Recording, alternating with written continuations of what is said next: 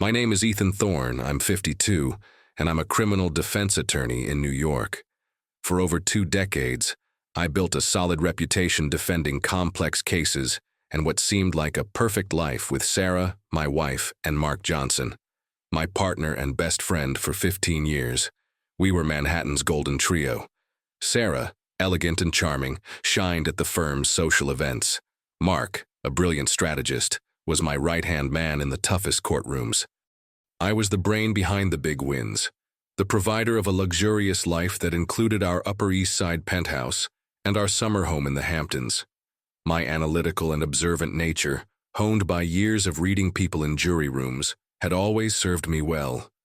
I never imagined these same skills would become my salvation from unthinkable betrayal. Everything changed on an October day. During an important hearing, I felt an overwhelming headache. Words jumbled in my mind. Within hours, I was at Presbyterian Hospital receiving the diagnosis that would change everything. Glioblastoma multiforme, an aggressive brain cancer. The doctors were direct. 6 months, maybe less. The tumor was growing rapidly, affecting my mobility and speech. In weeks, I went from a ruthless attorney to a man trapped in his own body, dependent on constant care. Sarah proved to be the devoted wife.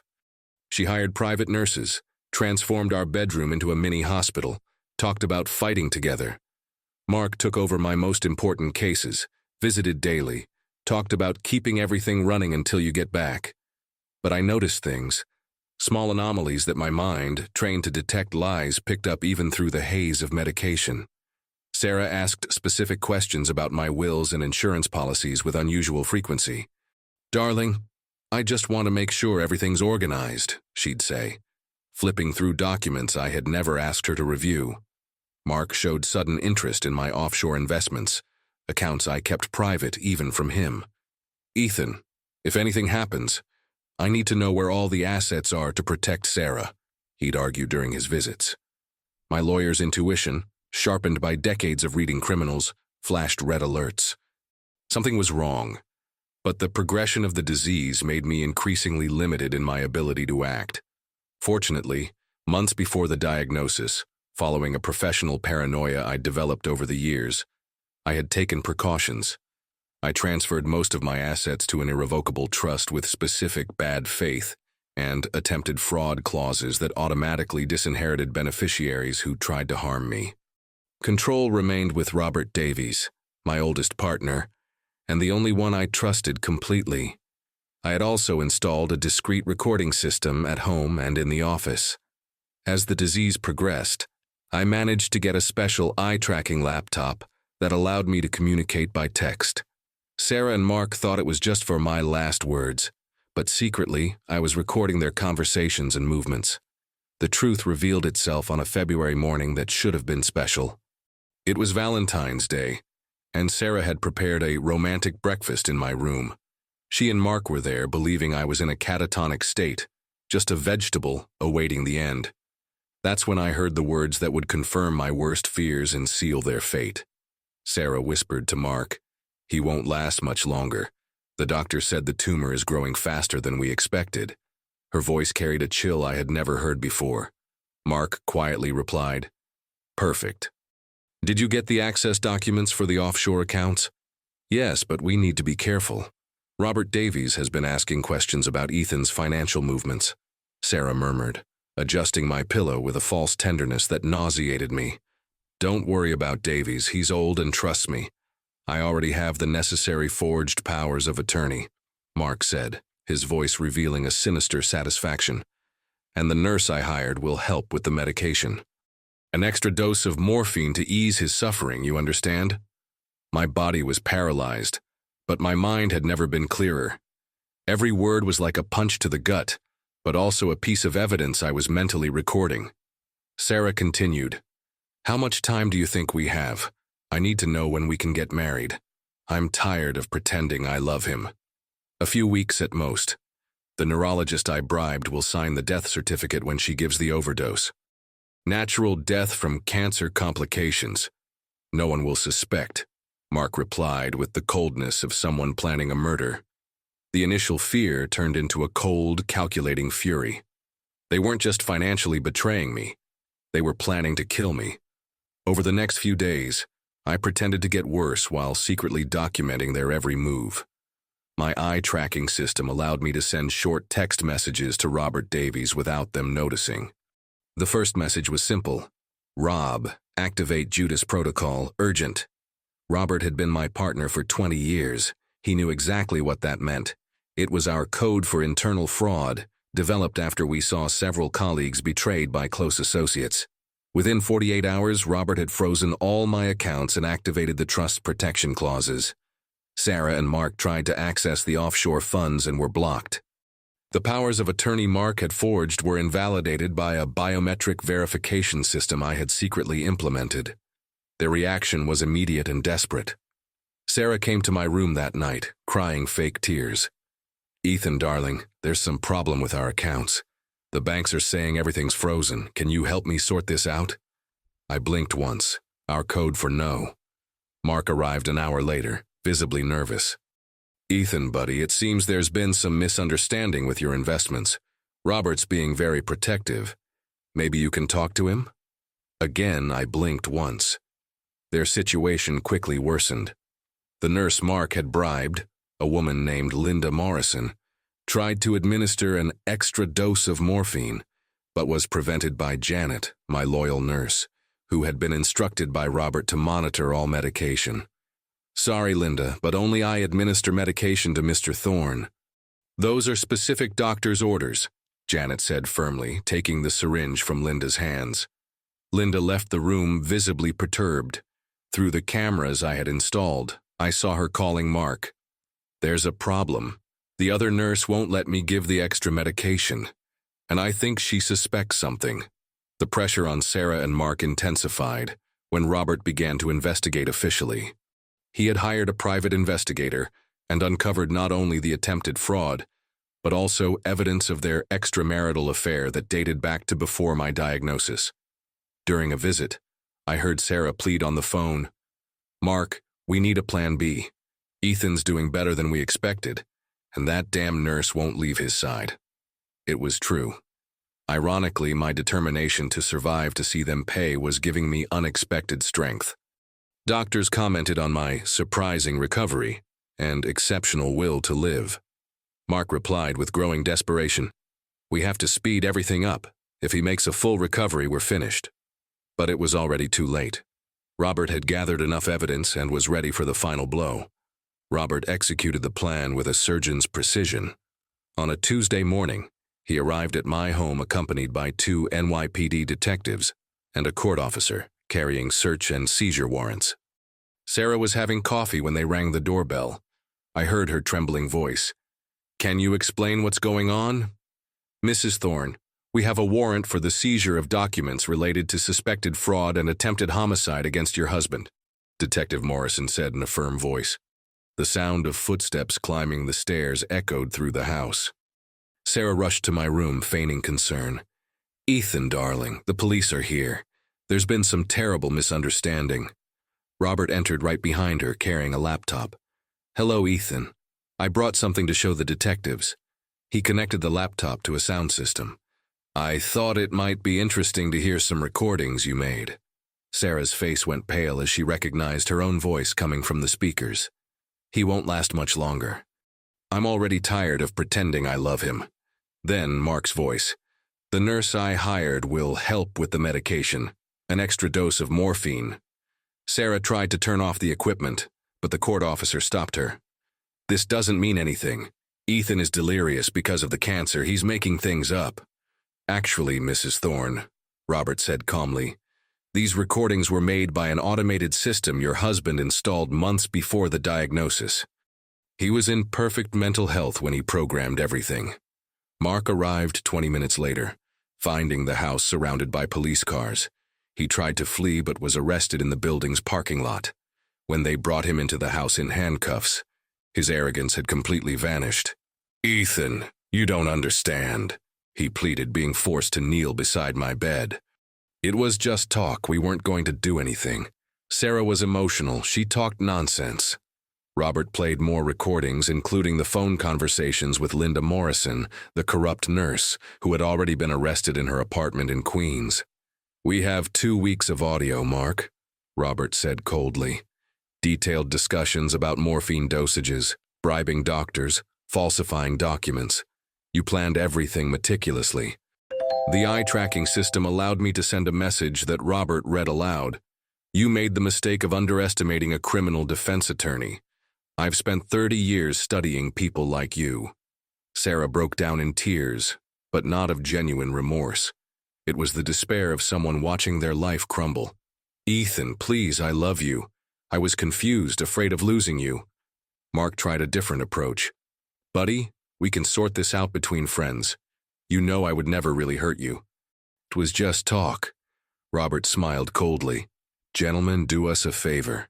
Don't insult the intelligence of a man who defended smarter criminals than you for 3 decades.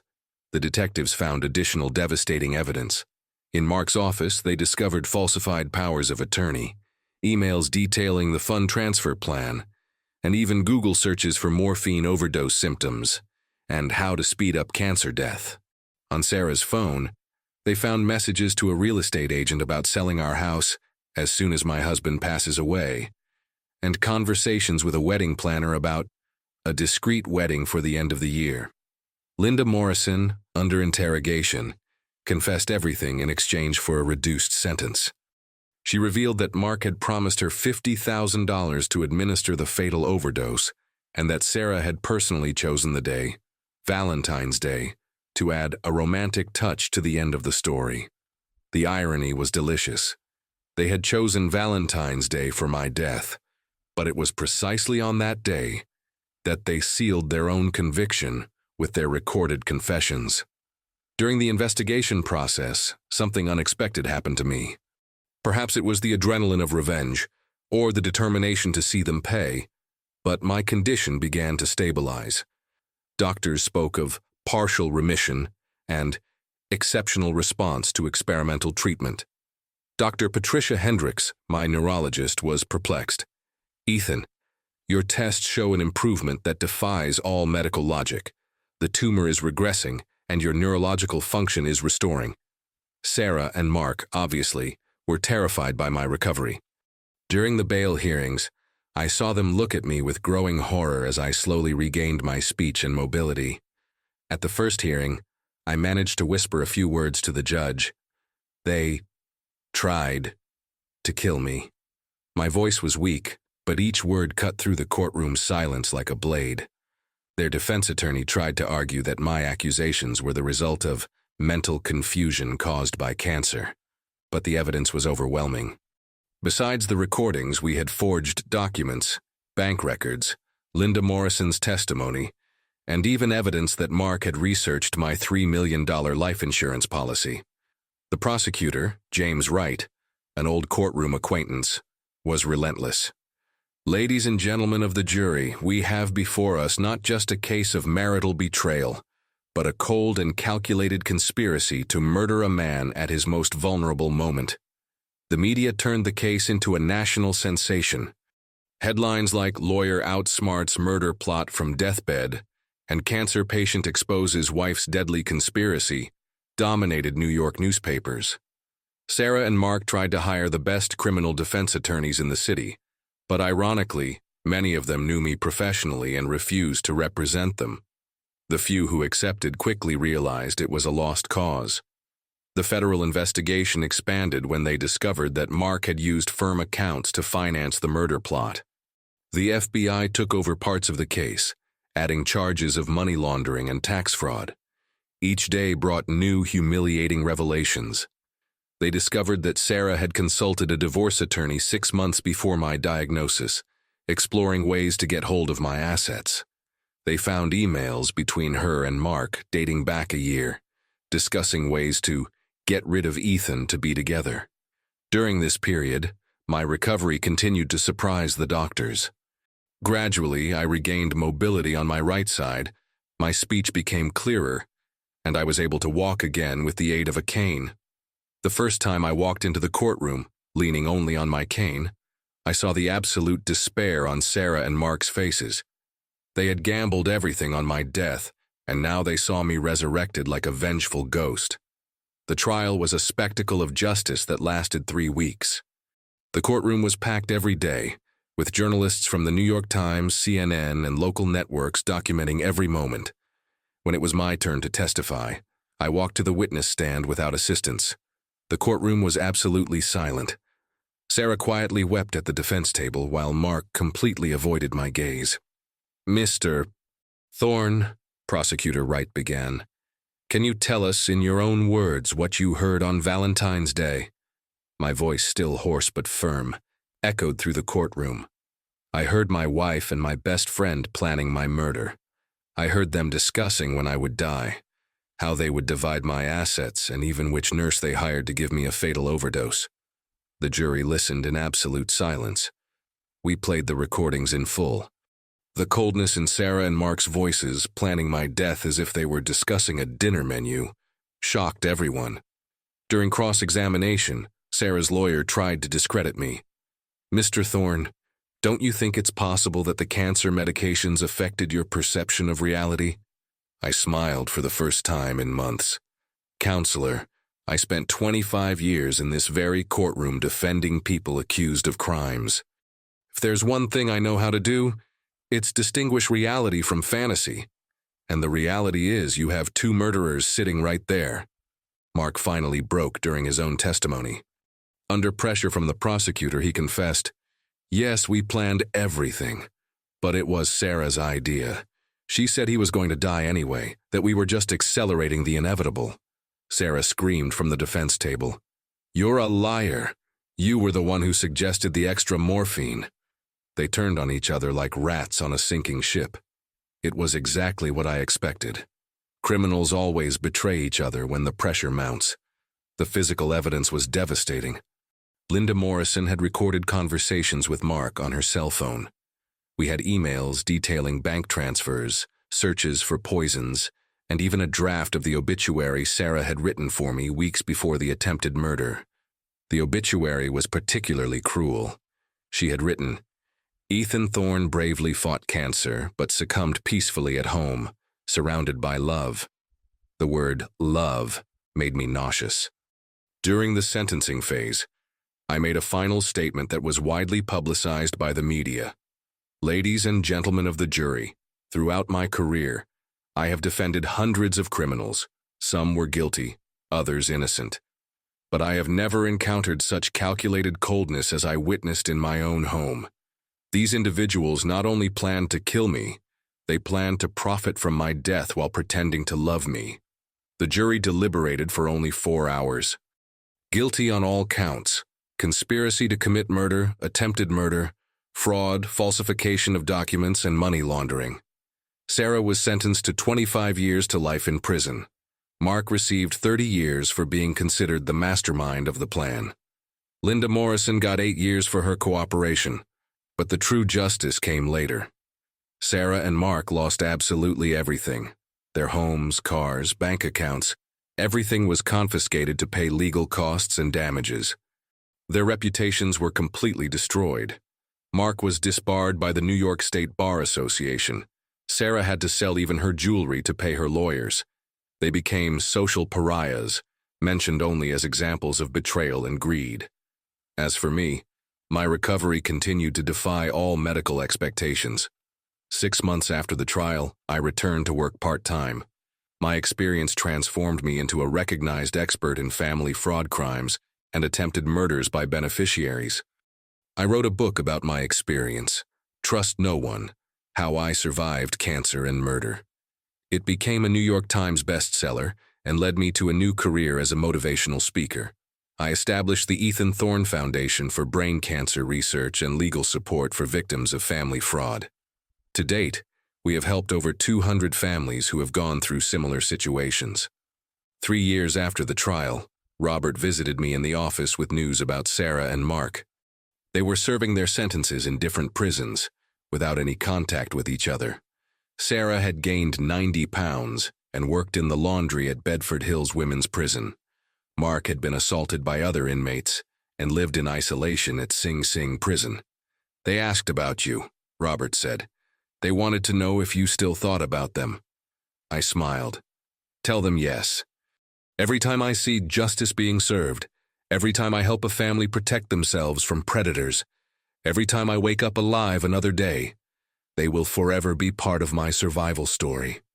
Today, 5 years later, I am in complete remission. I remarried Dr. Patricia Hendricks, my neurologist, who accompanied me throughout the entire journey. We have a modest home in Westchester and spend weekends helping other cancer patients. Sarah and Mark are still in prison. Their names have become synonymous with betrayal in New York's legal community. They gambled on my death and lost their own lives in the process. The best revenge truly is living well, and I live knowing that justice, when served with intelligence and patience, is a dish that never gets cold. If this story touched you in any way, if you know someone who went through a similar betrayal, or if you simply believe that justice always prevails, please like this video. Share it with people who need to know that it's possible to survive the worst betrayals. Subscribe to the channel for more true stories of overcoming adversity and righteous revenge. And in the comments, tell me, have you ever been in a situation where you had to use your intelligence to protect yourself from people close to you? Your stories can inspire others who are going through difficult times. See you in the next story, and remember, never underestimate the power of a prepared mind.